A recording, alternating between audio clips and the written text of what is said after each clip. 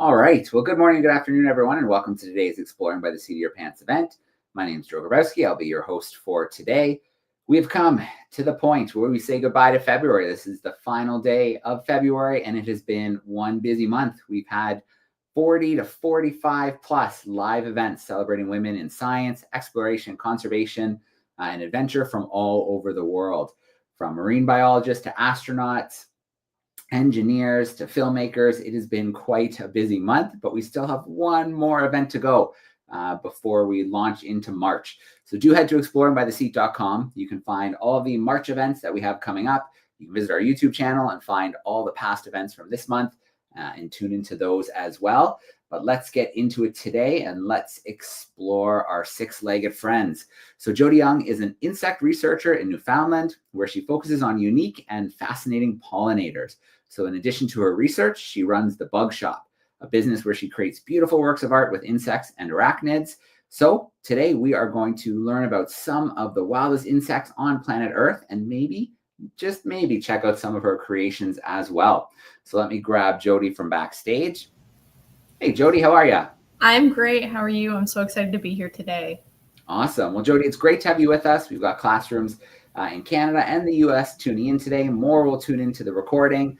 So if you are tuning in via YouTube, don't be shy. Use the chat sidebar. Let us know where you're tuning in from. And then, Jodi, let's let you take over for a little bit before we get into some Q&A action. So hello, everyone. I'm so excited to be here today. I'm going to be giving you guys a little presentation on the wonderful bugs. So let's just jump right into it. Little bit of a background about who I am and why am I here talking about bugs anyways. So bugs run my life, all aspects of it. Professionally, I'm a PhD student, which pretty much just means I am an old person who still is in school. So I study pollinators specifically, so the insects that visit the flowers. And I did another degree, my master's degree, where I looked at only moths. So I was looking at how moths react to different insecticide in our forests. And so here I set up these light traps. Here's me. And I caught thousands and thousands of moths here in Newfoundland and got to identify them, which was absolutely incredible. And so that's why I'm continuing my PhD. And then personally, I run the Bug Shop, where I frame a lot of insects, but I've also raised some myself. So here's some Luna moths. And yeah, I do. It's type of taxidermy. It's taxidermy insects. Here is an example. This little tarantula down here was a 25-year-old tarantula that lived here at the university that I taxidermied for them. So yes, and I'll show you guys a bit more of that later. So here today, I want to talk to you guys all about bugs, like I said. So what do they do? What are they in the first place, defining what they are? What do they do around the world? What's happening to them right now, and how we can help them and how you guys can help them. So what is a bug? I know we all probably see this photo and we would call all of those things a bug. I'm guilty of this. I own the Bug Shop. I work with many of these things. But what if I told you that actually only one thing on this screen was a bug? So yeah, those are not all bugs. It's a really common term, but it's not the technical term for those things. And bugs are actually a completely separate group.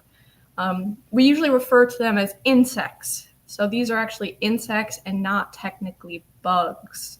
So what's the difference in an insect and a bug anyways, if we call them all bugs? So here you could see that insects is actually a really, really massive group of animals. There's over 1 million different types of insects. And then within the big group of insects, there's a little tiny group of bugs, but not all bugs. Not all insects are bugs, but all bugs are insects.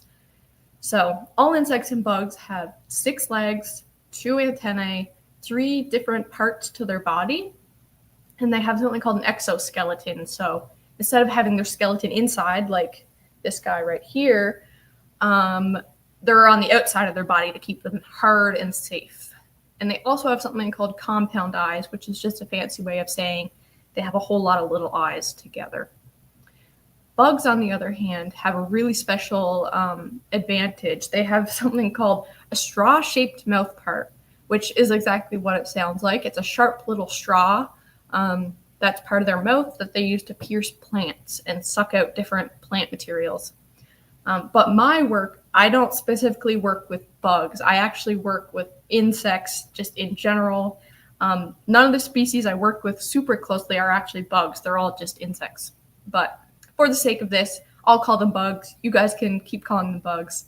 And then spiders are also something we tend to call bugs, but those are in their own group off to the side. They're not an insect, surprisingly. Arachnids actually have 8 legs. So, if you ever see a spider, they're not going to have 6 legs. Therefore, it can't be an insect, right? So they have 8 legs, like I said. They don't have any antennae. They have only 2 body segments, but they do have the same exoskeleton as all of our insect friends. But that's not my wheelhouse. I know that Exploring by the Seat of Your Pants had another really awesome speaker on a few days ago who spoke a lot about arachnids and spiders. But for me today, just about the insects. So what do they do for us? Why do we care about insects? There's over 1 million of them, so they must be pretty important, right? And yes, they do a lot of different things for the environment, and all that, so a lot of different ecosystem services. And I'm going to talk to you guys about 3 big ones here today. So the first one is decomposition. And I know everyone's probably like, that's not the first thing you think about when you think about a bug, but it's a really important service that they do for us. In the fall, when all the leaves fall off your trees and everything else, and then in the spring, you don't see all those leaves anymore. They're gone. They don't build up over the years. If leaves never decomposed, or if, dead animals never decomposed in the wild, they'd be everywhere. We wouldn't have anywhere to walk. So you could thank insects for that, for helping breaking down those things for you and creating a nice, clean world. There's lots of species that do this. So isopods, which I know here in Newfoundland, we call them carpenters. You can also call them roly-polies. I've heard all kinds of different names for them. And I'm sure you guys have some really fun names too. Flies are another huge decomposer. I know we all like to think flies are really gross. We don't want anything to do with them. Why can't they go away? But they're actually incredibly important for decomposing.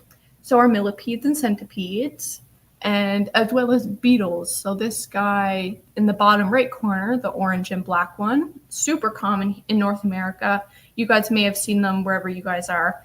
They're really common at decomposing things. And even butterflies, surprisingly, are known to do that as well. They will lick up different minerals and stuff that come out of decomposition. So that's a really big service that insects provide for us.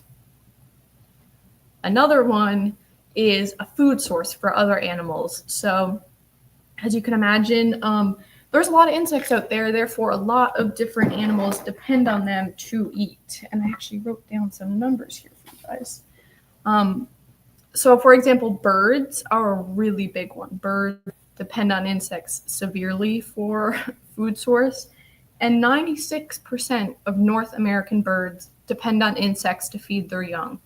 So if we don't have insects anymore, what's going to happen to all the birds, So this is important. Caterpillars, wasps, bees, eat all sorts of things. Bats as well. Bats are really important. They depend heavily on insects for their diet. So do different reptiles and amphibians, frogs, toads, lizards, these sorts of things.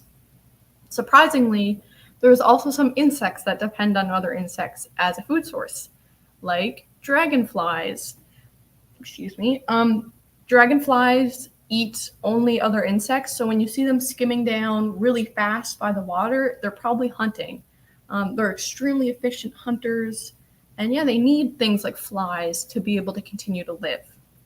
Plants, there's also some plant species that depend on insects for survival. Like this one here is a type of pitcher plant. Newfoundland, we have many pitcher plants. They depend on flies to get the nutrients they need to survive and be able to reproduce. So, insects are really, really important for other insects, plants as a food source, and other animals as well. And surprisingly, you guys may be grossed out by this, but humans can also really depend on insects for food as a direct food source. So this is actually a meal made with all these little brown things are pupa of a type of moth. And it's really common in some places. It's an extremely sustainable food source and a great source of protein for us. So we may think it's gross. We're not used to that. But, insects as a food source for us is also really awesome. And thirdly, pollination is a really massive key service that these insects do for us. And this is my wheelhouse. This is what I study. Pollinators are extremely, extremely important. So that's often we think bees, honeybees, bumblebees, and butterflies, but that's not all of them. And I'll get more into that in a second. But pretty much what pollination is flowers produce a powdery substance, and then the insects fly into the flower and get covered in this powder, like you can see on this bee here, this honeybee. And so when they visit another plant, they will drop off that powder on inside the other flower. And this is what these flowers need to be able to reproduce and create more flowers in the next year and create seeds and continue their life cycle. So extremely important service. And 80% of flowers on our planet depend on insects to some extent for reproduction. So as you can imagine, that's a lot of flowers out there. And even 35% of the food we eat depends on insects to be pollinated. So this is just a small picture of a farmland here to show you that it's not just about the flowers, it's also about us, So we need insects for food. They pollinate our food, which allows us to eat, of course. So they're extremely important. And as I mentioned, it's not always about the bees and the butterflies, which I think a lot of us tend to think about when we think about pollination or the relationship between flowers and insects. We tend to think, a bee or a butterfly. But there's a lot of other insects out there that pollinate. So here on this slide is actually pictures of a lot of other different kinds. So this is a wasp. I know a lot of us probably don't like those either, but they're extremely important insects, and we have to give them all a little bit of a grace. We need them all. So the wasps, extremely important. Beetles as well are another really important pollinator. This is a wasp as well, which I know doesn't always look like a wasp. There's all kinds of different wasps. They look really freaky and different body shapes, but they're there. And like I said, bees, but also flies are a really, really big pollinator, especially in North America, in the northern areas, especially here in Newfoundland where it's really cold. We tend to get a lot of fly pollination. So there in the bottom right, that's actually a fly. I know it might look like a bee, but that is a fly. There's a lot of different types of flies that pollinate, and they're really, really, really efficient pollinators. And a main pollinating group that I study are moths. So, when we're all sleeping in bed, we don't really tend to think about what's going on with the flowers and what is happening outside. We tend to focus on the daytime things and the sun and the flowers. That's more fun.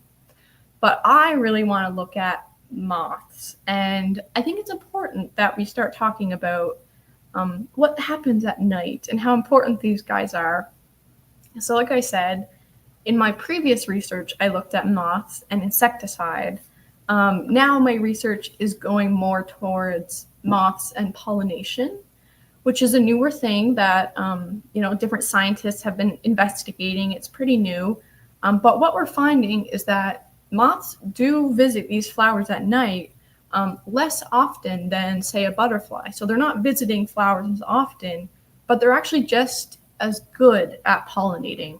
So we're actually now discovering that they may be even more important than we initially thought, especially in some of these northern climates where there's not a lot of bees or there's not a lot of butterflies. So these could be really important source of pollination, and it's something a lot of us don't think about. We just think of moths get stuck in our lights when we turn them on, but they're really important for the floral communities. And there's some really awesome facts about moths. They're very underappreciated, I would say. But they actually live in almost every single type of habitat in the world. So that's, the Arctic, they live all the way up there. They live in different forest regions. They live in bogs or marshes, fens. They live in coastal areas. They live in some desert areas. So they're extremely adaptable and they live everywhere. They're extremely widespread. There's also a lot of species that mimic other animals or other insects, which I think is incredibly cool. That one in the top right there is called an atlas moth, and the tips of its top wings are actually made to mimic a snake head so that predators don't eat it. So it's made to deter birds and reptiles because it'll be like, oh, that's a snake. I don't want to eat that, which I just think is incredible. There's also this little moth here with the clear wings with the black and white stripes. That's a moth that is disguising itself to look like a wasp, once again, to avoid being eaten, which I think is incredible. Another interesting fact is that not all moths fly at night. A lot of people think, if it's flying during the day, it's a butterfly, and if it's at night, it's a moth. That's not true at all. There's actually lots of species of moths that fly during the day, including that really bright one right there.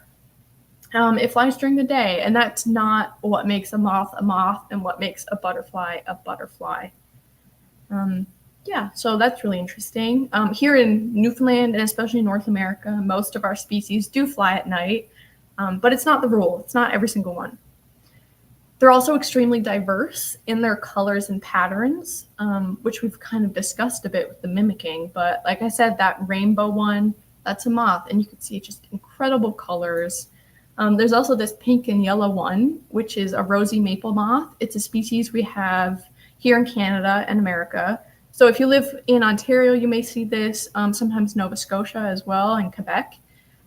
So that pink one is really pretty, and you may see that if you live in Canada. Lastly, they're just an extremely massive group of insects. There are over 160 species of moths worldwide, which is incredible. And they're very understudied. Not much is understood about them. And I think that's why I strive so much to research them, because they're such a massive group of insects. Clearly, you would think they're important if there's so many of them. So I think it's really important that we try to, figure out ways we can help them and ways we can better understand them. And I actually have a few specimens here with me of moths to show you in person just how diverse they can be and how interesting they can look. So here, I actually have one of those big rainbow ones to show you. This is the underside. So you can see they're just rainbow. Not all moths are drab and brown like we think. This is called a Madagascan sunset moth because the colors are just so much like the beautiful sunset. We also have, some of these are a little bit beat up. They have seen better days. Here's another really cool moth, one of my favorites. It's called a death-head hawk moth. He is missing an antenna, but his body right here is made to mimic a skull, and that's why it gets its name, the death-head hawk moth. So you can see it's kind of looks a little bit like a skull, so it's pretty interesting that it evolved to look like that over time. Here's another big one. This is a moth that I raised in my house. This is also a species we have here in Newfoundland. The biggest one we have on the island, actually, a polyphemus moth. And these, you can see it's brown. This is often what people think, a brown moth, it's kind of boring, but it's not boring at all.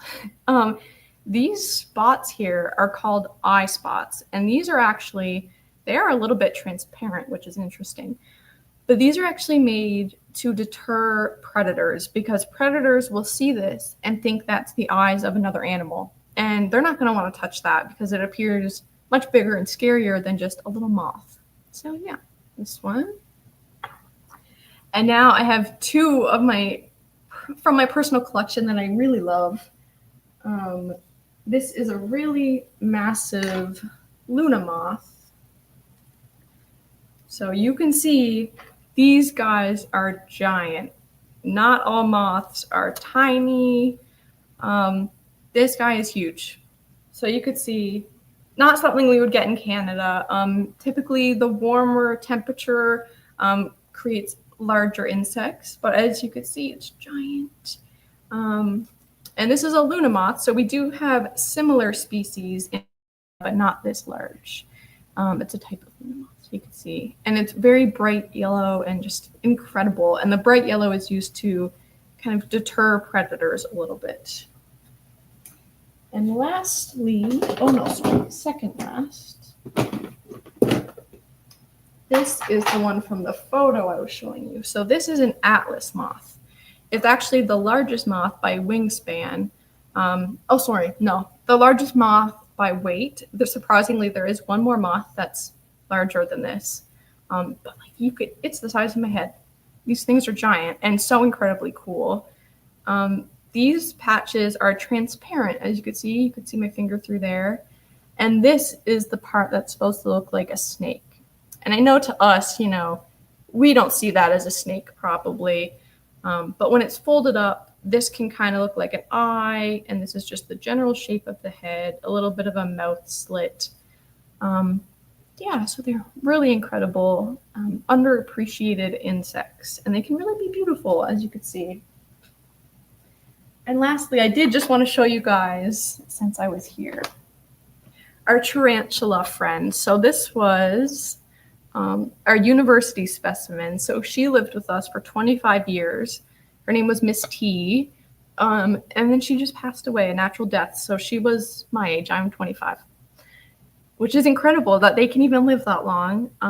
We often don't think about those things as well, but lives longer than a dog. So that was Miss T. That I got to memorialize. So those were all the specimens I had to show you. And go back to my present. Thank you. So as you can see, moths are incredible. They're super important, extremely diverse, and you can see very variable and incredible. And one of my favorite things about them is that I feel like we're only scratching the surface of understanding them. And there's lots I don't understand. And I'm sure you guys could teach me things about them as well. So what is happening to them right now? Well, insects globally are experiencing a decline at an unprecedented rate. They're really, really struggling with their populations and reproduction. And a lot of that is because of climate change and, agriculture and land use change. So land use change is a really big one. It gets rid of all of the natural biodiversity, which is really important for insects. They need those host plants. A lot of them depend on specific species of plants. So by decimating all of the natural landscape, it gets rid of their habitat to survive. And we lose a lot of species this way, sadly. So whether this be just deforestation for building a new town or new houses, or it could be, destroying lots and lots of forest land to build fields as well. That can also be harmful. And also global warming. I'm sure you guys learn a lot about global warming in school and stuff. Forest fires, that's destroying the homes of these animals. But also with climate change, we get a lot of, some places are warmer and some places are getting colder. There's more rain in some areas. It's drier in some areas. So this makes it really hard for these insects to be able to adapt and to be able to survive in these places that they've lived for so long. And now they're suddenly changing, suddenly it's 4 degrees warmer this year. That might be too much for insects to be able to handle.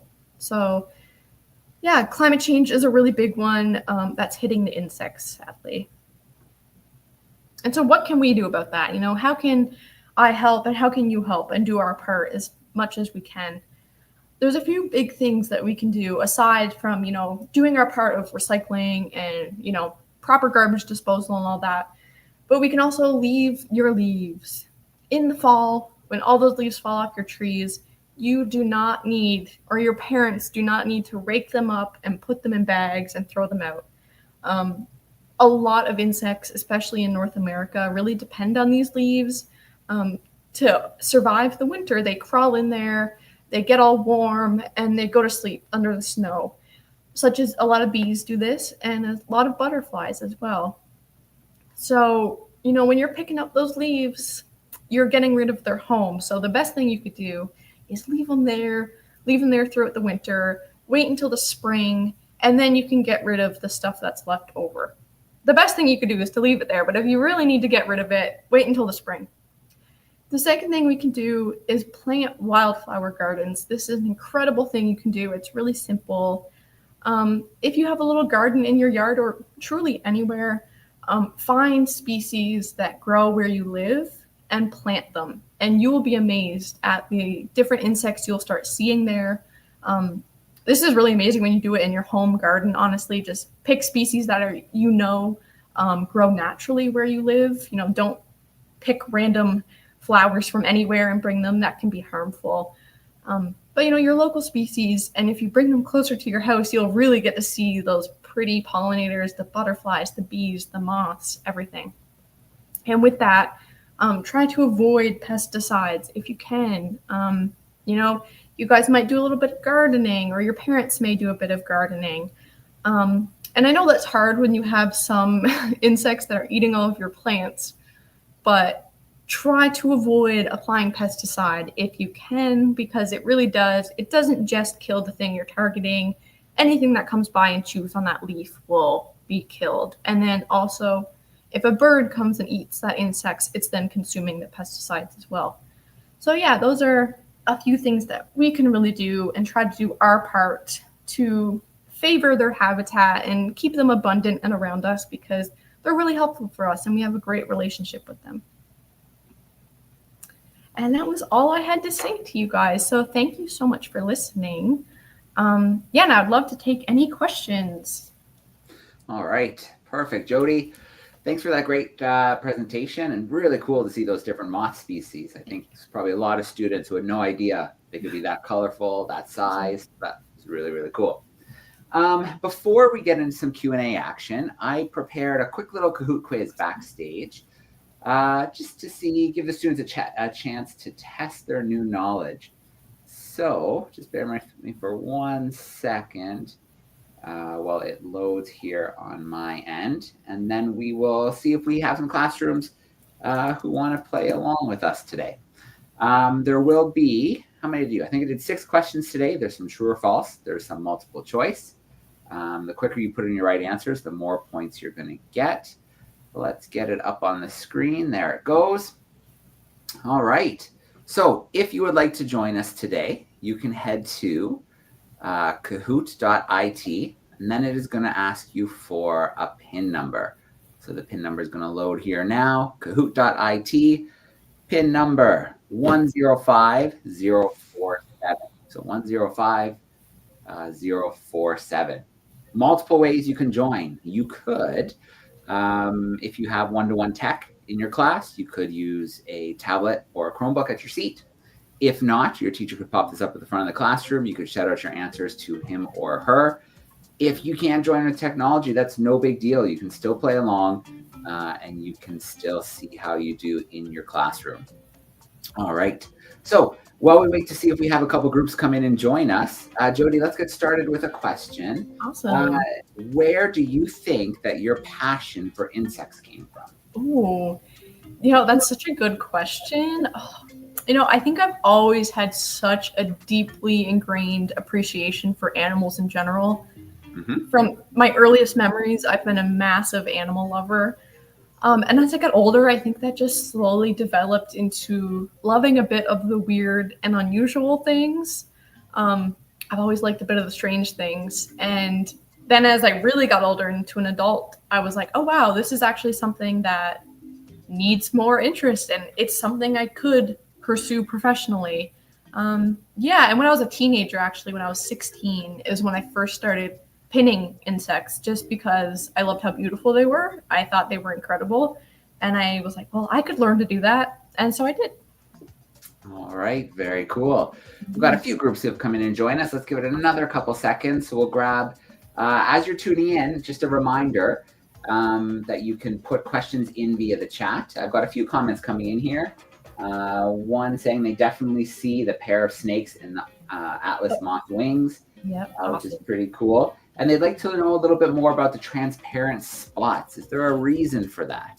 See, and this shows you just how in-depth entomology is in the study of insects, because there are people who study just the scales on wings for a living. So that's not my specialty. I don't really know why or how they have that transparent spot. There's definitely a reason behind it. Most things have a biologic advantage if they're doing it. But I'm not sure of that, but that is a really awesome question. All right. We'll put a pause on the questions for now. We've got 10 groups in here, so let's get this going. There we go.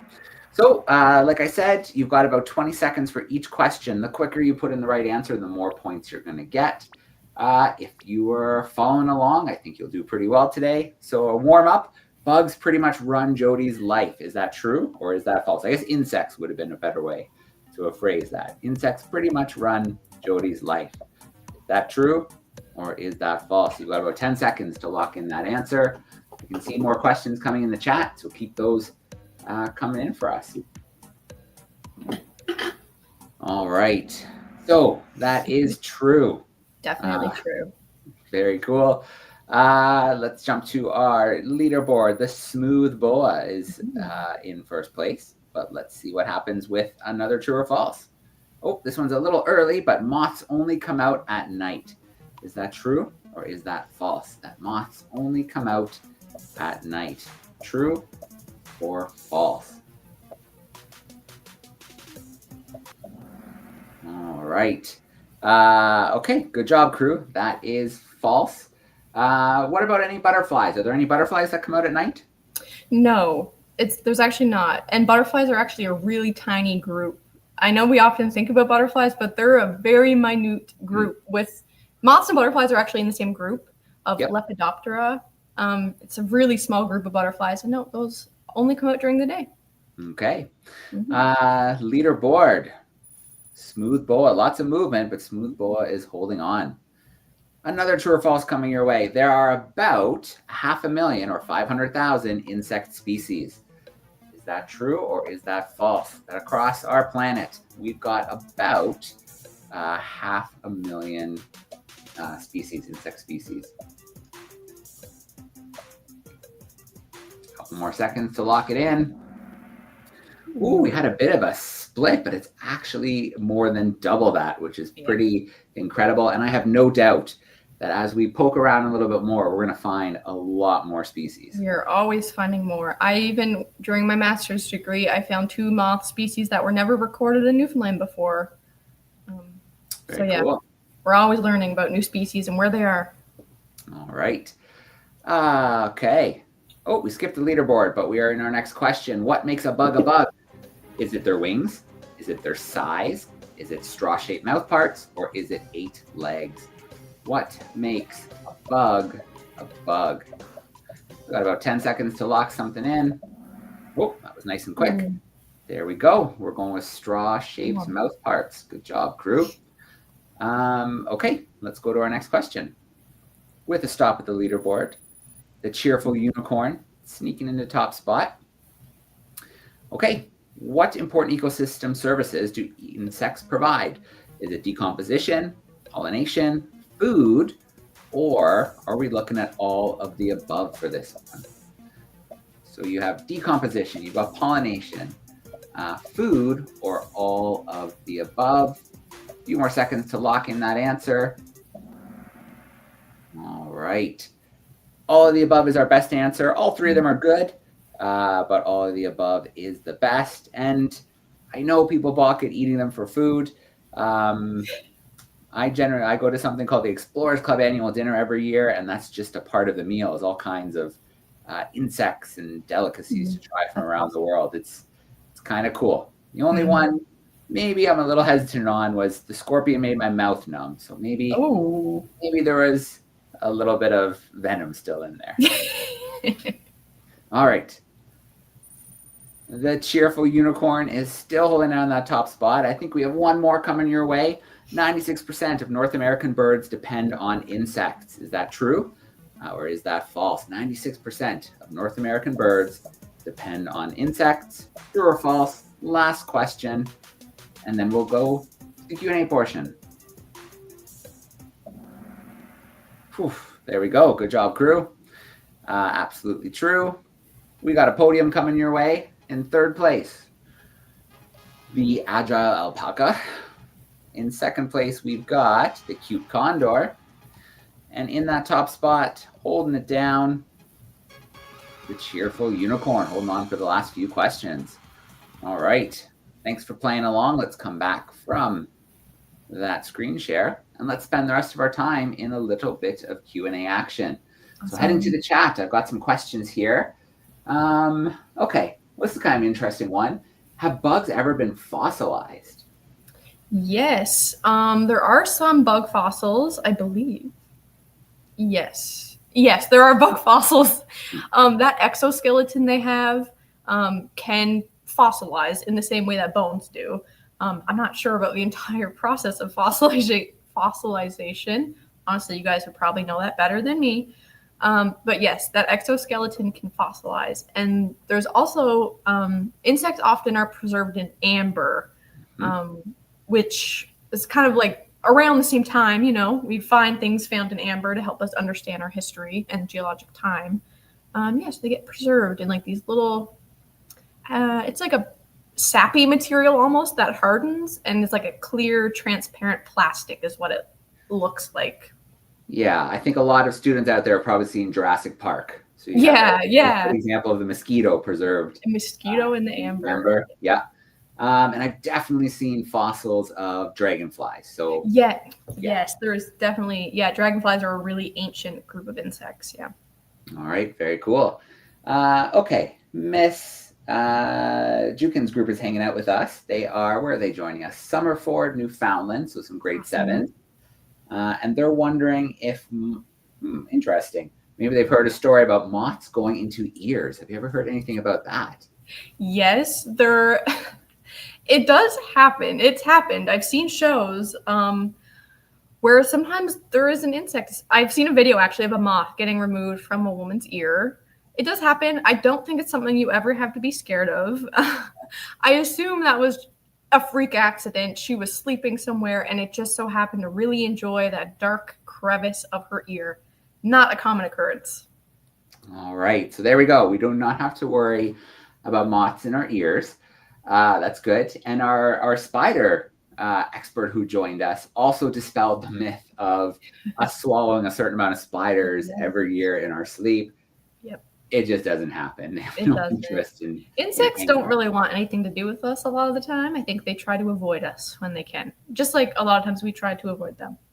Yeah. So a question here about insect numbers falling around the world. Is there a point when it's going to be like a critical mass, I guess? Yeah, I'm sure there is. I'm sure there is a specific value there that some scientists out there can give.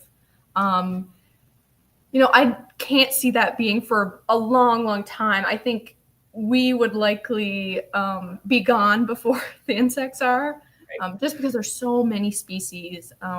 It would take a lot for them to take enough of a hit where it was a critical point of no return.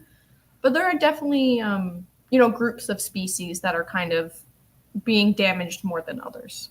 And the bees are a pretty good example. Yes. Kind of scary. Our pollinators. I can't remember the exact number, but somewhere in the trillions is what it would cost to try and replicate, that ecosystem service. Yes, the value of the services is in the trillions. Yeah. Okay, so this is actually, and I was just thinking too, just kind of anecdotally, I remember when I was younger and you'd go for drives out in the country and your windscreen would just be covered in insects, and that just doesn't happen anymore. So there's a name for that. There is an entomologist who coined a term for that and who studies specifically the effects of like how there's no splatters on our windshields anymore. He noticed it from like driving to work throughout his career. through his commute. He was like, wait, I'm not hitting any bugs anymore on my way to work. Yeah. Their numbers are definitely falling. Definitely. Okay. So our grade 7s want to know, can you pick your favorite insect, or if you can't, do you have a top 3? Oh my, that is such a tough question. I think my favorite insect changes all the time. I think if I was to pick a general favorite, it would just be a moth, just in general. Specific species, I would say the death head hawk moth I showed you was one of my favorites, just because I think it's really interesting. It also makes a cute little squeaking noise. You guys can look up videos. Probably another moth species is called a Comstock's sallow. It's a local species that's green and black, so I think it's super pretty. And I would also say my third favorite would probably be something called a jungle nymph. It's one of the largest insects in the world by mass. It's huge. They have them here at the Insectarium in Deer Lake, if anyone is ever has a chance to be on the west coast of Newfoundland. There's these giant green stick insects, and they're really prickly, and they're super cool looking. That's a good question. It's a good top 3. Any advice for students who want to set up like a sheet with a light and see what they find? That is amazing. And I would honestly recommend every single classroom does this. It's a great learning opportunity.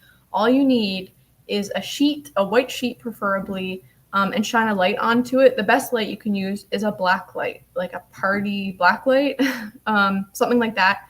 But really, any light will work. So the brighter the better, but blue light, like the black light works best. That is what they're most attracted to. You could shine a light on the sheet and they will flock to it. All right.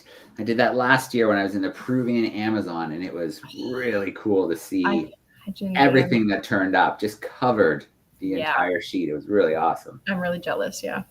All right. Well, let's squeeze in one more question here. And I think this kind of touches on what you talked about at the end with, how can we help insects? So maybe taking it down to a student level, what are some things that you can do at home, maybe around their school, that can be a benefit to our insect friends?